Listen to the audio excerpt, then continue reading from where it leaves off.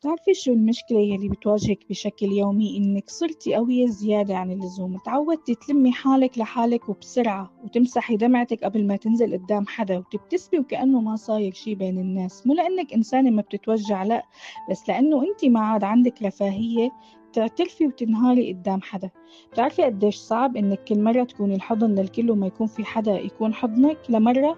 بتعرفي قديش بيوجع إنك تسمعي مشاكل العالم كلها وتخبي وجعك لأنك حسيتي إن وجعك مو مهم قدام وجعه؟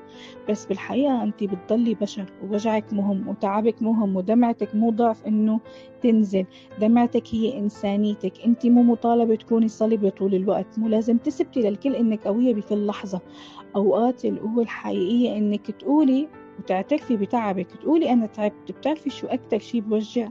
إنك تكوني أساسا موجوعة وما حدا حاسس فيكي. بتعرفي لما بتبتسمي قدام الكل وما بتعرفي تعترفي بوجعك وتضحكي وكأنك أقوى وحدة بهالمكان، بس أول ما ترجعي على غرفتك وتسكري الباب عليكي بتحسي حالك عم تنكسري شوي شوي. بتعرفي ليش؟ لأنك تعودتي تكوني القوية للكل، تعودتي ما تبيني ضعفك لحدا، تعودتي تسمعي للكل بس ما حدا يسمع لك. بتقولي أنا منيحة، مو لأنك منيحة بس لأنه أنت ما بدك تزعلي حدا ولا تحملي حدا همك، وبتقولي كل شخص الفين كفي.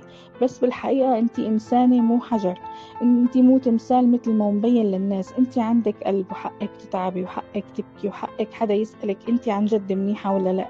بتعرفي مو عيب إنك تكوني ضعيفة للحظة وتعترفي بحزنك ووجعك لحدا، العيب إنك تضلي عم تنكسري بصمت وما حدا يسأل عليكي.